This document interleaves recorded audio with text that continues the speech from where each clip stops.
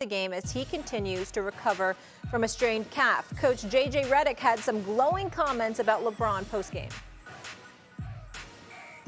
He really just defies anything that's normal, and not just the physical feats and the plays. It's the mentality.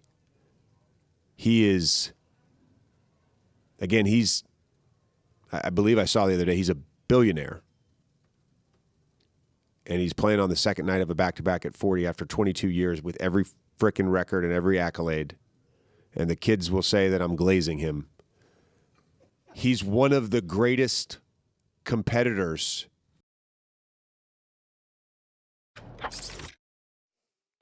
Okay. Stephen A., what are your thoughts about what JJ just had to say about LeBron? Number one, I like the glasses, Molly. Keep them on. Thank Number you. two, They're new. I got to tell you this. I can't see anything. I have a I know. That's why I was teaching you. I know you can't see with them on all the time. J.J. Redick didn't tell a lie. He said the absolute truth. I just hope that he wasn't talking as if somebody didn't notice that or people haven't said that about LeBron James. When have people not said that about LeBron James? Matter of fact. 2 days ago? What did we say 2 days ago?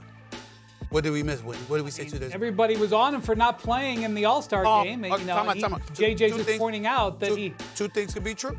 Two things could be true. I'll still get on him for not playing the All-Star game. He should have played.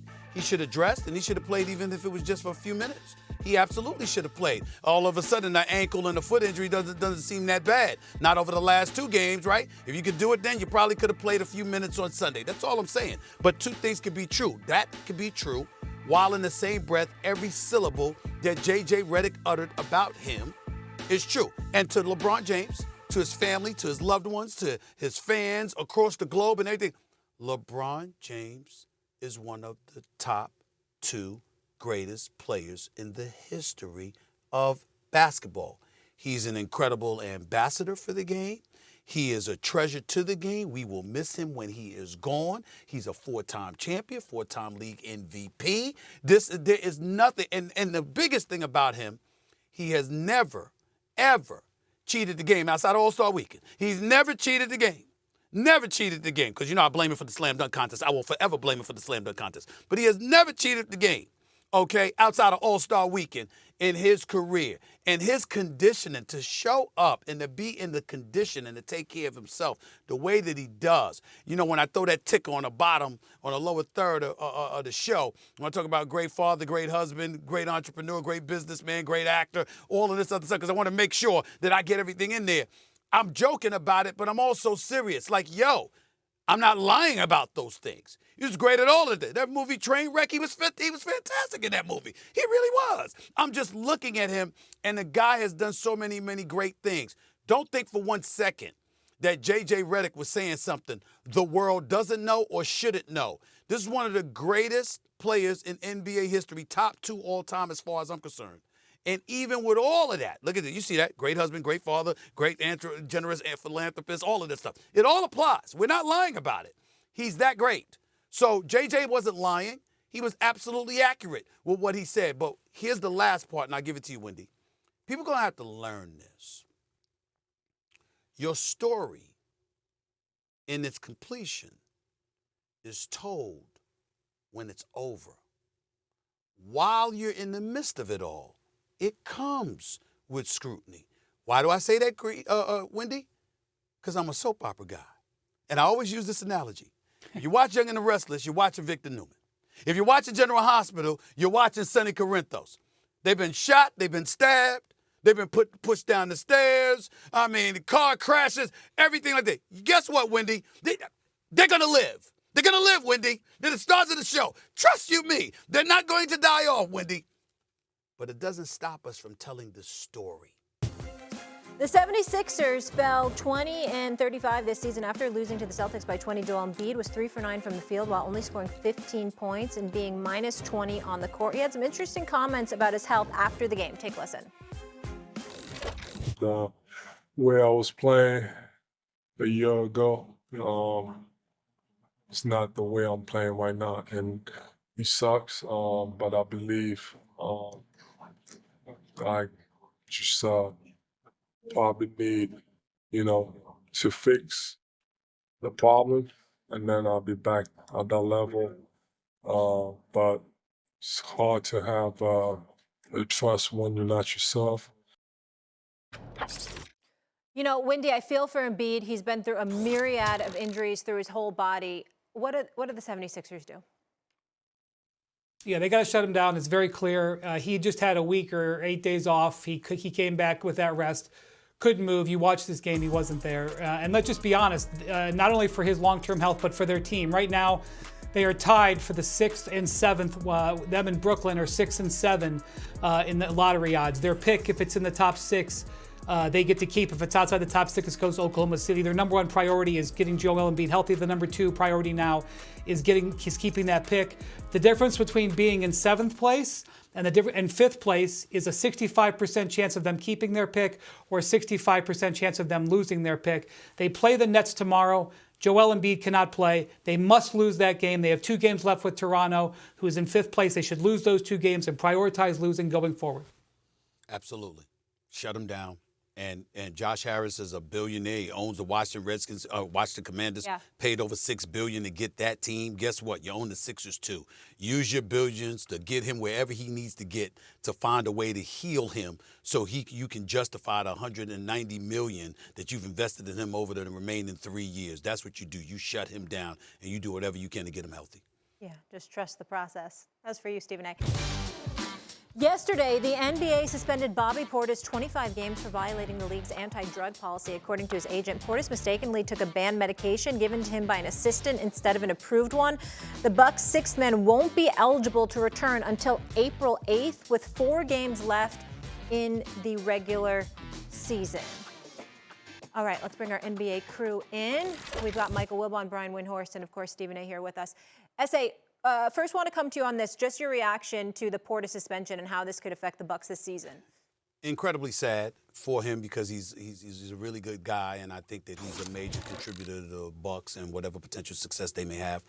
I spoke to his agent, Mark Bartelstein, yesterday, and if you could put up the quote, put up the statement that he gave to Shams Charania just yesterday as well. He gave me the same statement. I think the audience needs to see that to some degree, just to see what he was saying here in terms of him being disappointed that the NBA chooses to interpret its policy so strictly, because he's making the claim that he accidentally took something because it was given to him by somebody. Play that second page for me, please. That's what I asked for. There you go. Bobby unintentionally took a pain medication called Tramadol and thinking he was taking a pain medication called Toradol.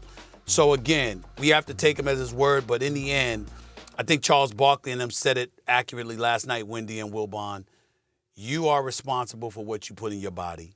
You have to be incredibly meticulous, and you can't just take the word of a friend or somebody that said they had a drug for you and they give it to you. You think that's what it is.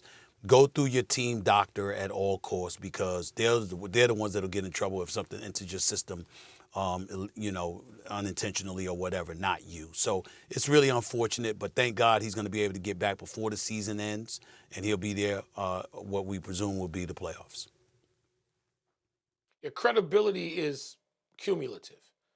And I know Bobby Portis a little and like him a lot, but even if you believe the confusion that ensued, you're still responsible. And Charles did say it very well last night, having been in that position in his life where you are taking an anti-inflammatory or something.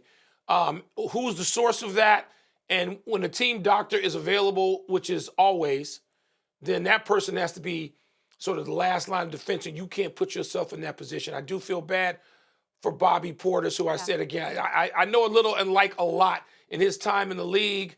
And there's never been, Bobby Portis, to my knowledge, has never had any such problem with credibility. So, but the Bucks are going to need him.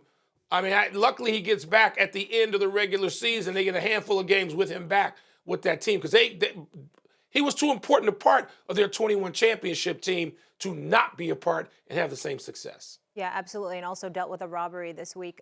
Wendy, I want to come to you on this. Let's go macro and looking at this Milwaukee Bucks team, who I think sit at 5th right now in the East, a game behind 4th. If they don't win the title this year, do you think Giannis should ask out? It's a very simple question that doesn't have a clean answer. he signed a long-term contract extension before last season. He did not have to sign it then. He could have waited. He has done nothing to my knowledge to indicate that he is anything but 100% committed to the Bucks organization, and you certainly don't see it in his play. He came back last night from a calf injury, and they won their first game without Bobby Portis against the Clippers, who have been a very strong team. But obviously, if you operate in the NBA, which we all do, you can see the situation there in Milwaukee. They're what I call a late-stage contender. They have been competing for the title for about 7 or 8 years now. They won in 21, they won the title. In 22 and 23, in my opinion, they had teams that were good enough to win the title, but they had injuries. One to Chris Middleton and then one to Giannis that undercut that. They are now in a situation where their supporting cast is older, in their mid to late 30s.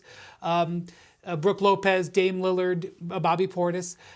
They've traded away all their draft picks. They have one first-round pick that's in 2032 that they could trade, but it's very difficult for them to move that. They're losing tens and tens of millions a year.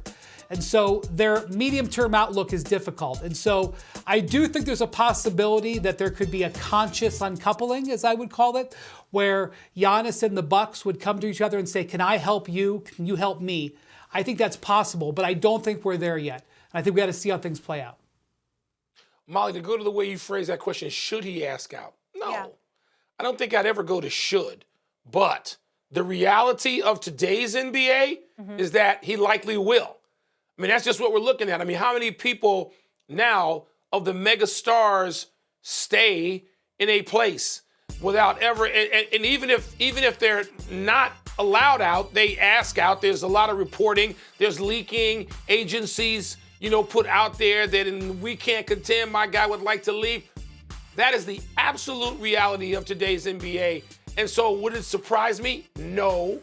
If I had to put odds on it, I would say the odds are that Giannis probably will if the Bucks don't win this year, and particularly, Molly, if they're eliminated earlier rather than later from these playoffs. Yeah, I don't really. Where would be my question. Stephen A., go ahead. I agree with Wilbon from the standpoint that he shouldn't at this point in time. Let's see how everything plays out. But where I'm going to disappoint my big brother Wilbon is that I wouldn't mind him asking out. I wouldn't mind him being in a big market like you got New a York, destination LA. You know what in I'm saying? I wouldn't mind seeing him in a Knicks uniform at all. I wouldn't mind seeing him in a Knicks uniform at all. It wouldn't bother me in the slightest. I wouldn't mind seeing him in LA. I know they can't get him, but I'm just saying. I mean, as stuff like that. I'm bringing that up to say this: he's a big time talent. He's a big time name, and it's hard enough to really pay attention to him on a night in, night out basis. As international and globally iconic as the NBA has become, you find yourself talking about the Milwaukee Bucks as an afterthought, as opposed to somebody being at the forefront of your mind, even knowing they have him and they have Damian Lillard. We talk about veracity. When we talk about what we want to see in terms of competitive fervor, who brings it better than Giannis? He ain't got too many friends. He ain't trying to be friends with the competition. He's trying to eat them. You know what I'm saying? He's trying to befriend them. does that too. So I look at it from that standpoint as well, and that's why I say, I wouldn't mind seeing him in a bigger market down the line, personally. Yeah, and obviously, don't forget, guys, they brought in Kyle Kuzma and got rid of Chris Middleton, so we'll see how that plays out.